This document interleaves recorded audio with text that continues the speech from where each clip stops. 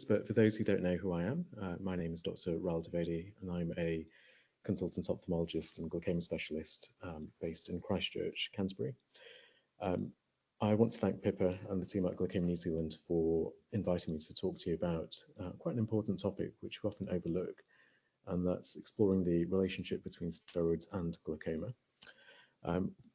I gave this talk, again without PowerPoint, to the Christchurch glaucoma local patient group last year, and I think they were taken aback by some of the things they heard, and they felt it'd be quite a sensible talk to provide to the whole Glaucoma New Zealand community across the country. So hopefully you'll find some of this useful. And for those patients who happen to be on steroid treatment and want to ask a few questions, then I'm sure at the end we can have a few questions and discussion session as well. Okay, so just really to try and break things down into a very simple manner before I start. So we all know about glaucoma being a problem with eye pressure. Now, how do we regulate eye pressure? How do we control eye pressure? How do we reduce it? So really think of the eye as a globe, but in essence, it's actually like a kitchen sink. So you've got a tap and you've got a drain. Okay, so the tap produces fluid, and then the drain drains it away. So when you have glaucoma, the sinkhole of or the plug hole of your sink just starts to get a bit clogged up. And as a result, the fluid backlogs. The tap is on, but unfortunately the drain's not working very well. And so that pressure builds up and up and up. Now, the good thing about the eye is that it doesn't explode, so that's good. But what it does do is it squeezes around a cable called the optic nerve, which runs from the eye to the brain. And that can get damaged. And when that gets damaged, it's a bit like your phone charger. When that gets damaged, it doesn't work very well, and you start missing patches of vision. And that's how people lose sight through glaucoma. So that, in a nutshell, is how fluid dynamics inside the eye and how pressure is regulated inside the eye. So with primary open-angle glaucoma, which is a condition that a lot of you may have in this community in New Zealand, we find that a lot of people are genetically predisposed to their drain not working very well. And you get this insidious rise of pressure, probably in the low 20s and mid 20s over a number of years. And you pop along to the opticians and they might notice that you've got a little bit of a visual field defect, and that's when you first hear about it and you get referred to us. Now, steroid-related glaucoma and steroid-related pressure rise in the eye is a completely different animal.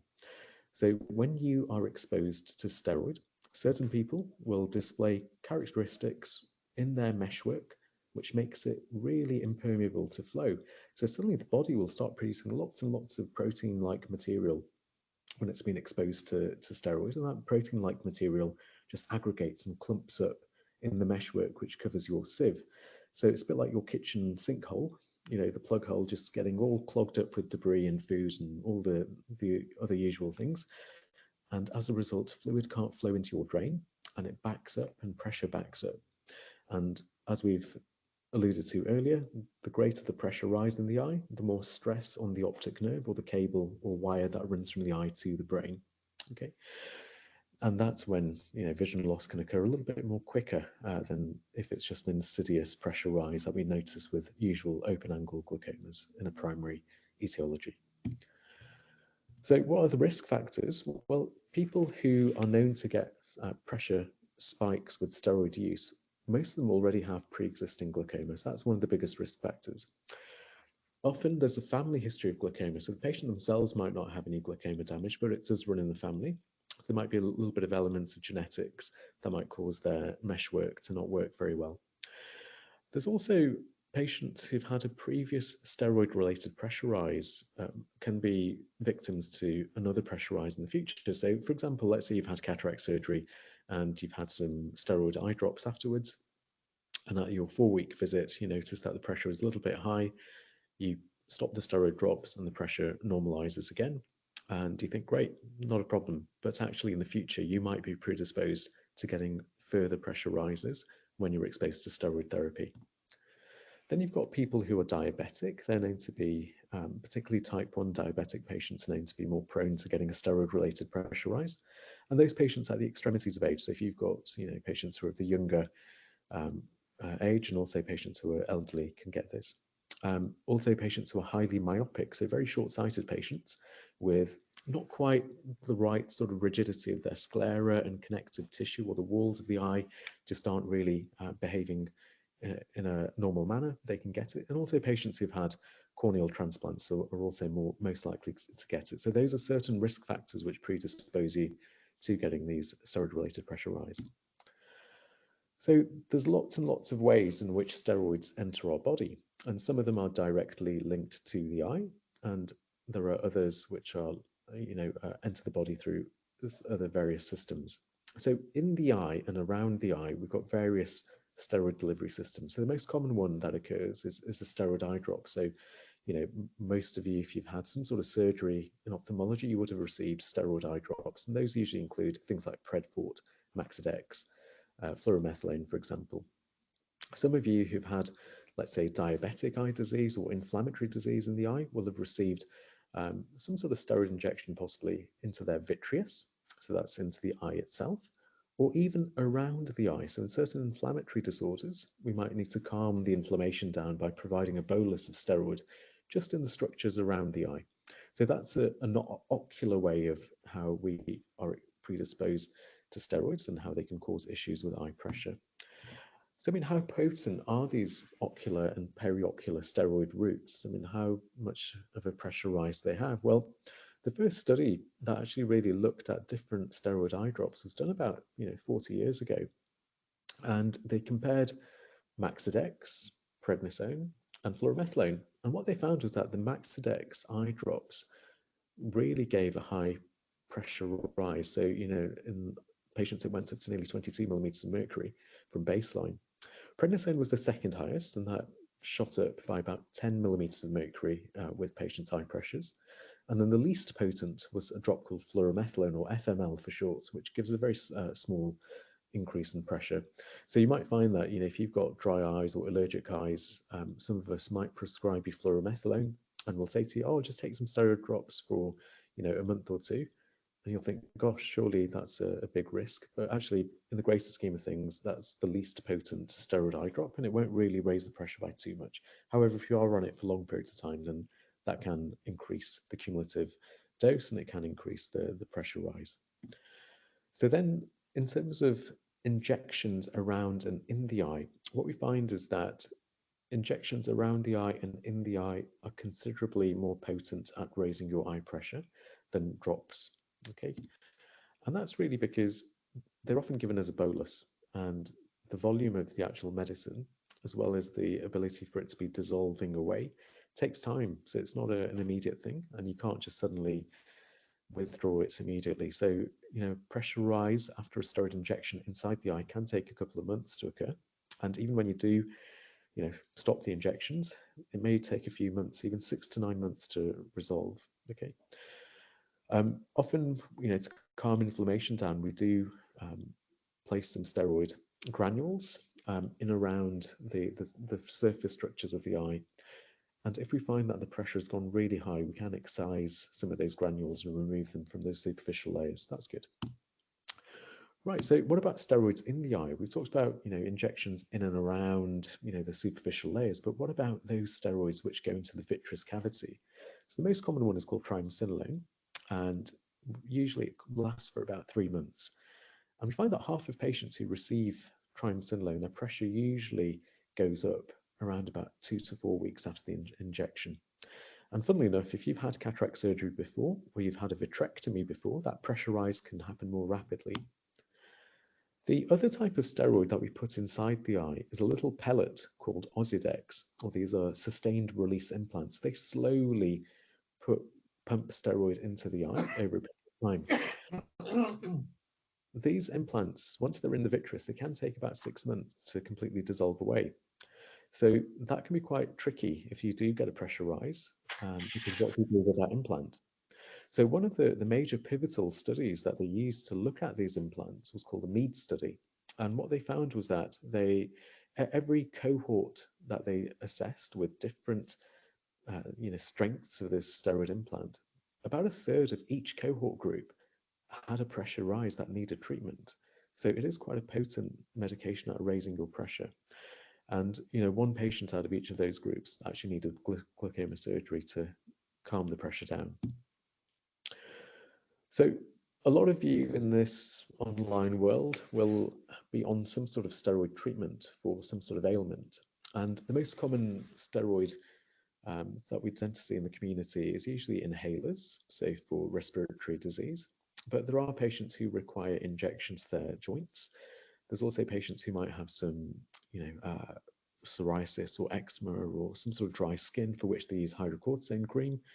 And then there are other patients who use oral prednisone, so things like polymyalgia or even exacerbation of their asthma will require some sort of oral prednisone dose.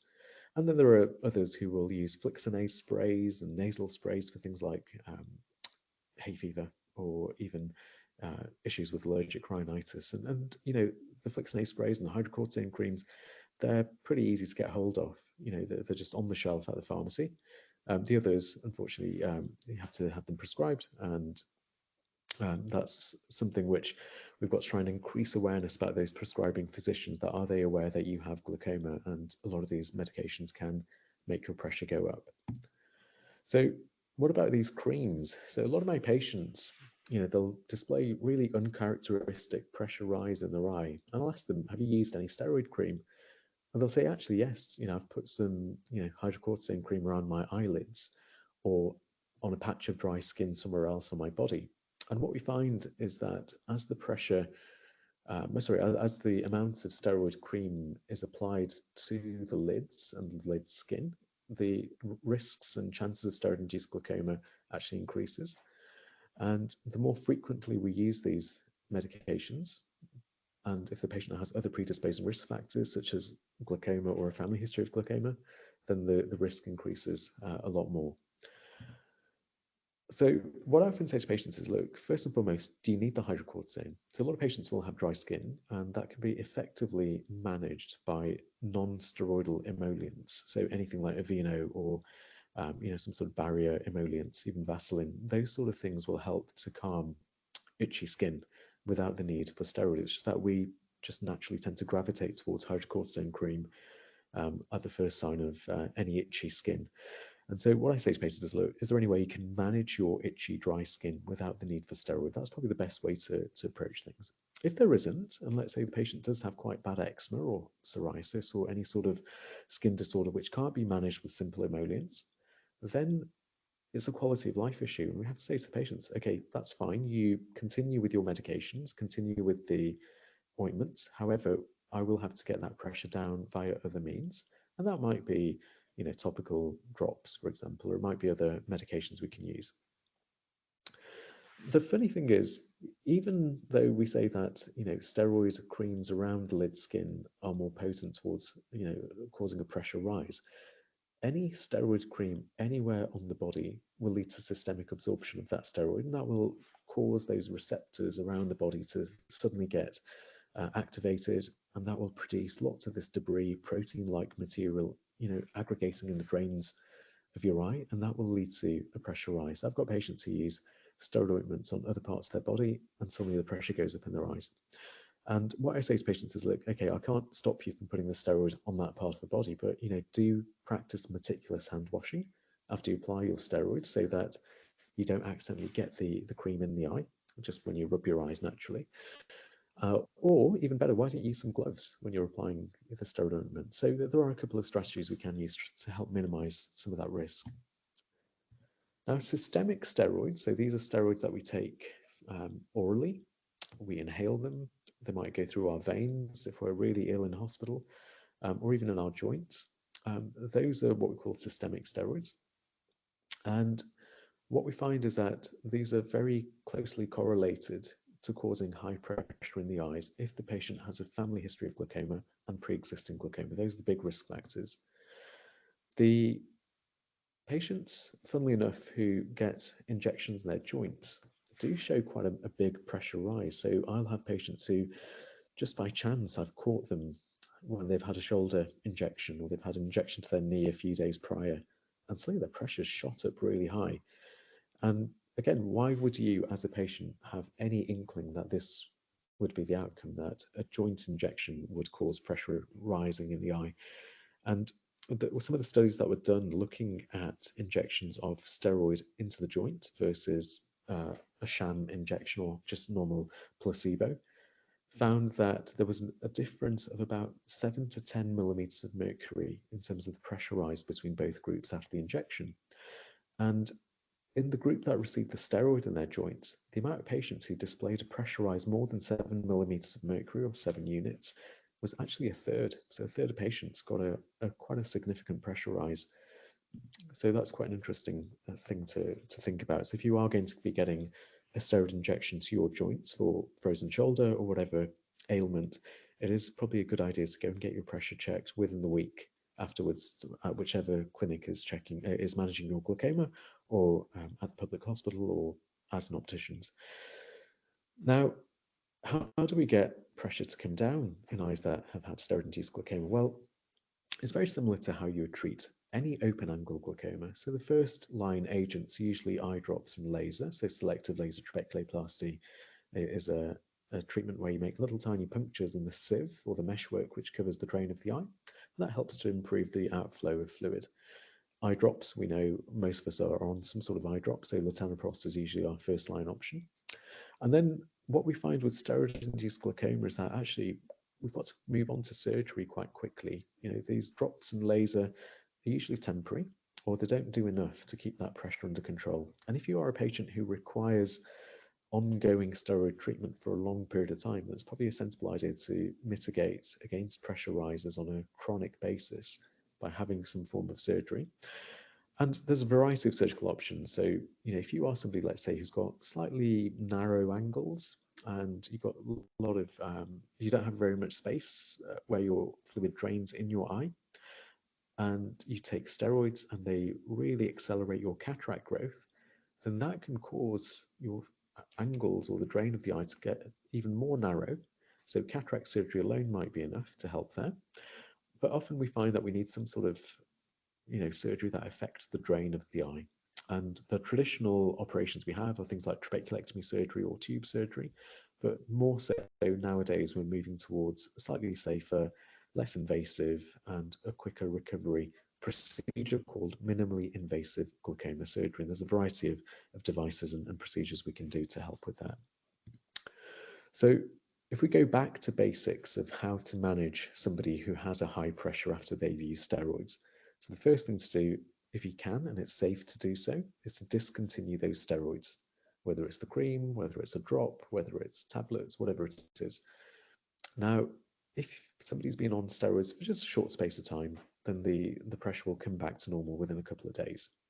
However, if the patient's been on steroids for quite a while, then the pressure can stay elevated for quite a few weeks. And if the patient's been on steroid therapy for more than 18 months, the pressure can stay elevated for a lot longer, many, many months after the withdrawal of therapy. The earlier point I made about injecting granules and depots of steroid or boluses of steroid in the superficial layers of the eye to help with inflammation, if they are the culprit, then you can actually physically go in and cut and suck out those granules, and you can physically remove the bolus of steroid there. With intravitreal steroids, so those little pellets that go inside the eye, you can actually perform a vitrectomy, so you can suck out the jelly of the eye and the pellets can come out with there. Or if you put some triamcinolone in there, then that can also come out. And that can be an effective way to reduce the pressure immediately there. However, like I said, for a lot of these patients, really the treatment is going to be some form of laser drops as a first line, and then probably progressing quickly onto some form of glaucoma surgery. So selective laser trabeculoplasty, or SLT, is a laser that's really good, safe, straightforward, and it's very easy for the patient to undergo. There's no real side effects from that laser. The only problem is that it wears off. And what we find in most studies is that SLT laser does reduce pressure and medication in patients with steroid-related pressure rise by about a third at 1 year, and it stays like that for a year. In fact, it's actually quite good for patients who do get some of those bolus injections around the eye. They respond quite well to the SLT laser, but do remember it is something which wears off, and in some people it wears off a lot quicker than others, and it's difficult to predict.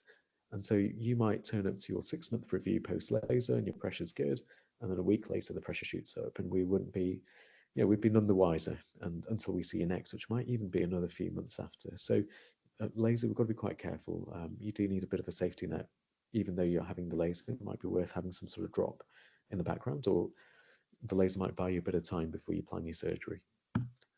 And so my sort of area of expertise is really in minimally invasive glaucoma surgery. And these are some of those things you might have heard, such as eye stents, goniotomy procedures, microshunts, those sorts of things. So this is really us attacking the drain of the eye with the least amount of trauma in the quickest amount of time, so that you're not suffering on the table, with minimal stitching and a really fast recovery. So you can hopefully recover within a week or two without having to endure post-operative drops for months and months, which might happen with some of our traditional surgical techniques. So probably the minimally invasive glaucoma surgical device I use most frequently is called the eye stent. And that's like a little titanium tube or a straw. And so if we go back to the analogy of our sieve and our drain, so if the sieve that covers our drain is clogged up, then we can actually pierce the sieve with a little titanium or metallic straw. And that allows fluid to bypass that scarred up sieve meshwork and allows fluid to drain into the canal quite well. So far in New Zealand, we've had something called the eye stent inject, which usually has two little stents on them. And this year, we're starting to get a device called the iStent Infinite, which has got 3 stents on them. So the rationale is, 3 stents are better than 2 at allowing fluid to drain properly into the canal of your eye. The other method to try and attack the drain is to actually excise the sieve. So actually strip away some of that sieve which is overlying your drain. So scoop it away and strip it away. So you've got about 4 clock hours of your drain that is exposed, and the gutter of your drain is nice and clear. And we call that Cahook dual blade goniotomy. And that's a special type of blade that we have, which allows us to excise the sieve, which covers your meshwork in a very safe manner. And that allows more of your collector channels in your gutter to be exposed, and then they can allow the fluid to drain a bit better. And that's really a good option as well. The third implant that I can use, which if I feel that the existing natural human drain of your eye isn't working very well, is something called a PreserFlow microshunt implant. So this is like a little tiny 8mm tube. It's made from the same material that heart stents are made out of. And we place one end of the tube inside the eye, and the other end of the tube we place on the outside surface of the eye, just underneath the superficial layers. And that allows fluid to flow out of your eye through a slightly different pathway. And it's a bit like if your kitchen sink is all blocked and you've tried to declog it as much as you can with the existing techniques we've discussed. This is the equivalent of you putting a hose pipe in your kitchen sink, and the other end of your hose pipe is out of the window. So you're actually, using a different pathway to remove fluid from the eye. This is a little bit more involved, and it takes a bit longer to operate on, and it takes a little bit more recovery time as well, but it is an option as well for us. So I suppose the take-home points of this talk is that you need to be vocal if you are using steroids to your clinician. So, a lot of your clinicians probably won't ask you about steroid use, and you, which I imagine is absolutely normal, will not even think twice about why would steroids be linked to my eye. So if one of if one of the things you can flag up to your ophthalmologist is, look, I do use regular steroid ointments, I do have injections to my joints, or I'm on oral prednisone for my polymyalgia, make sure the ophthalmologist knows about it, because your risk factors are slightly different to somebody who's not on steroid. And then the other thing to remember is different steroid eye drops have different potency for raising your pressure. So if you are somebody who's been randomly put on something called Maxidex and your pressure's really shot up, it might be worth switching your steroid eye drop to something a little bit different and seeing if that can help reduce your pressure just by making that simple switch. I always say to patients, a steroid-induced pressure rise is significant, and it has to be treated more aggressively and differently to your standard primary high pressure in the eye. That's slow and insidious and causes, slowly progressive damage, whereas a sudden rise of pressure will cause a bigger amount of damage to your nerve, and that has to be tackled more aggressively. And I think the most important point is that whatever treatment we give you has to be tailored towards your specific underlying condition that needs the steroid treatment. So, for example, if it's just a little bit of hay fever, our treatment's going to be very different to you versus somebody who needs intravenous steroids for inflammatory kidney disease. For example, they will require huge levels of steroid. We've got to think very carefully about how to manage those patients. And similarly, if you are somebody that can manage a bit of dry skin with basic Nivea or Aveeno, then great. We can tailor your treatments a bit differently to somebody who requires oral steroids for things like polymyalgia for a couple of years or giant cell arteritis, those sorts of things. So that, in a nutshell, is my talk. And I do apologise for not being able to share that with you. But I am hoping that if I can somehow get that talk across to Pippa, she'll be able to maybe put the slides up on our repository on the Glaucoma New Zealand website, and hopefully my voice can be sort of Absolutely. But yes, that's my talk in a nutshell. Sarah, I know it's been quite quick, but I've tried to keep to the time that I was allotted. No, that was wonderful. That was very informative and fascinating, actually. I'd never realised that was the connection between steroids and how, I have eczema, so I've used hydrocortisone my whole life, but will now think twice. Yeah. And it's all about increasing that awareness. I Yeah, think, absolutely. Absolutely. I think the biggest take-home point I do want to stress, and because there will be lots of patients in this room who are probably on some form of steroid, do not stop your steroid. Okay, so this isn't the aim of the talk. I'm not asking you to stop your prednisone or whatever you are using. It's if you recognise that you're on a steroid, you have a higher risk of your eye pressure being further elevated, particularly if you have pre-existing glaucoma. And if that's the case, the ophthalmologist can work with you to try and help you lower your pressure in a way that's suitable for you and allows you to continue to enjoy your quality of life. There's no point in me saying to you, stop your steroid inhalers and then you start panting away and not being able to breathe, because that's not really conducive to your quality of life. So, it's all about trying to find that balance. Yeah, very interesting. Does anyone have any questions? You could unmute yourself and ask Doctor some questions, or one in the chat room. I use hydrocortisone butyrate cream on a regular basis for controlling dermatitis. Should I see my doctor for an alternative treatment? So firstly, are you getting your eyes checked for pressure at any stage? I imagine. So are you under an ophthalmologist? I imagine this person is under an ophthalmologist, has glaucoma. So my suggestion would be, firstly, go and see what your pressures are after you apply your cream. So once you've applied the cream, maybe a few days, to go and get your pressures checked, whether it's at the ophthalmologist's clinic or whether it might even be at the Specsavers or somewhere in the community. And if you do find that the pressure is elevated after your cream has been applied, then, sorry, I didn't recognise that patient there. So if that's the case, come in to my clinic and get your pressure checked. Our nurses will do it for free for you. You just pop in and say, I've ordered ointment, I've been using it a bit more frequently than usual. Please can I just get my pressure checked, and one of our nurses will happily check that for you, and there's no cost for that. If there is a correlation, and let's say the pressure has risen, then we have a discussion about, are there any alternatives? So, I have a patient who uses low-code cream and uses another type of cream as well to parts of the body which I'm not going to name out of because we're pre-watershed zone at the moment, but let's say it's in the nether regions, and the pressure shoots up. The pressure really shoots up, and it's a difficult conversation to have, because that clearly is something which is going to be uncomfortable if it's not controlled, and the eyes in a precarious position as well. So if we get your pressures checked shortly after your steroid treatment has been made, so for you, if it's on a daily basis, it won't make a difference. You just pop into clinic and let us check your pressure.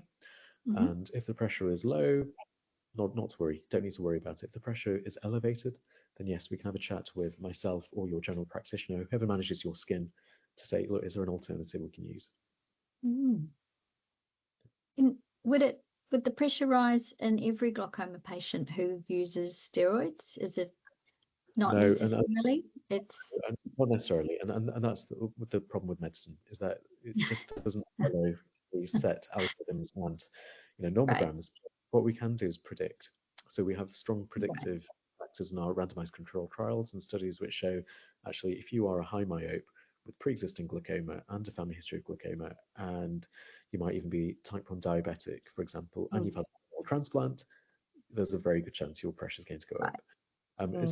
It's become so potent for me that it's one of the first questions I ask in my consultations. What any steroids in the system, even if you are a follow-up patient of mine for years? And that's, sometimes we find that your pressure is well controlled in clinic, but your glaucoma is getting worse. And the hypothesis is, well, you're getting pressure spikes somewhere along the line out of hours. What's going on? And we caught one of these. There's a patient who's got normal, or what I thought was normal tension glaucoma, and he happened to have a shoulder injection, a pressure of 42. So it's crazy. It's crazy how high those pressures can go up, even after an injection. It's within a few days of having the injection. So it really then changes my management and thought process on how to help that patient. So suddenly, we've got to be a bit more aggressive with those patients. And equally, let's say you are somebody who requires short bursts of steroids every now and then, maybe have some sort of pressure lowering medication just for those moments. Maybe you might, if you're fit enough, you can have a standby, you can have some drops as standby. So those are some things to bear in mind as well. Yeah, but I think, good message for everyone to speak up about it, isn't it? Share your absolutely. Holistic medical situation. Yeah, terrific. Thank you very much. Has anyone got any other questions? I can't see any in the chat room. I can't see anybody's muted. So I think we'll call it there. Thank you so much. Really appreciate having you speaking and sparing the time at the end of a long day. So yeah, I think it's a great forum. I think it's a really good forum. Thank you. And again, I apologize for my lack of technological skills, but we'll hopefully get that presentation over to you. Terrific. All right, I'll end the meeting there. But thank you, everybody, and thank you very much. Good night. Okay. Thanks, guys. See you later.